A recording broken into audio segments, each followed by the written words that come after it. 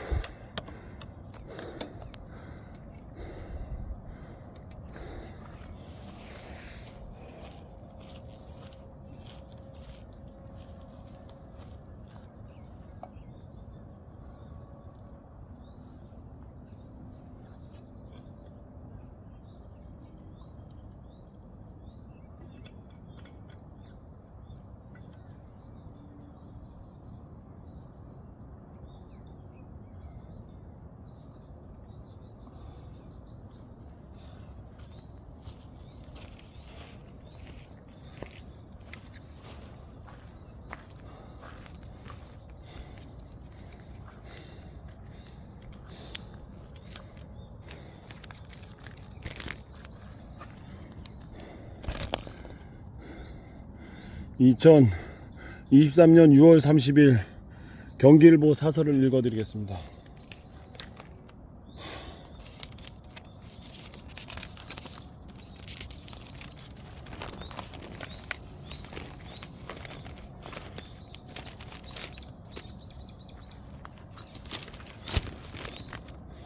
고엽제 50년간 고통, 정부 피간 피해자 지원 적극 나서야.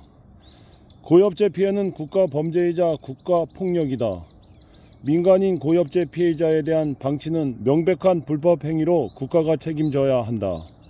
28일 파주 통일촌 주민대피소에서 열린 고엽제 민간인 피해자 지방반환 발언을 위한 토론회에서 나온 핵심 요지다. 토론회는 더불어민주당 박정 국회의원과 파주시가 공동 주최하고 경기일보와 강원도민일보가 공동 주관했다.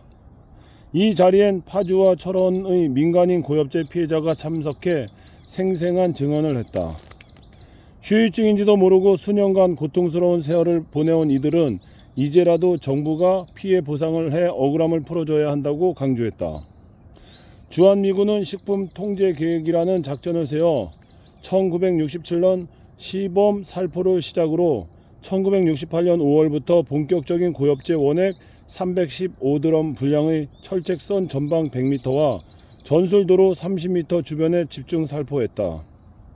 DMZ 일대 파주 대성동 마을과 철원 마을의 주민들은 고엽제의 실체도 모르고 마구를 뿌려댔고 이후 원인 모르 갖가지 병으로 고통을 겪었다. 그런데 정부는 고엽제 피해 보상 범위를 군인과 군무원으로만 한정, 민간인은 제외했다. 엄청난 양의 고엽제를 뿌려놓고 무책임하게 전수조사 한 번 안 했다. 경기일보가 대성마을 주민의 고엽제 피해 실시를 처음으로 세상에 알렸다. 파주시가 여기에 응답했다. 전국 최초로 피해 사태를 조사하고 지난 6월 지자체 최초로 파주시 고엽제 후유증 민간인 피해자에 대한 지원 조례를 만들어 입법 예고를 했다.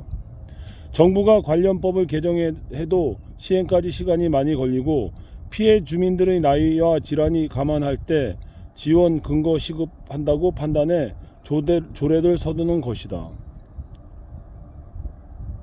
고엽제 전후에 파주시 정책에 대한 지지 성명 발표했다.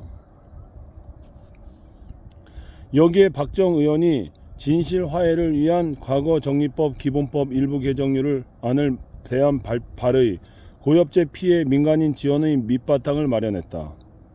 경기일보와 파주시, 박정 의원이 민간인 고엽제 피해에 대한 실상을 밝히고 피해 지원 방안까지 제시한 것은 의미가 크다. 이제 정부가 적극 나설 차례다. 고엽제 대량 살포 시기에 남한 한계선 인접 지역에 거주했거나 거주 중인 민간인들의 고엽제 피해 실태를 전수조사하고 이에 상응하는 보상을 해야 한다.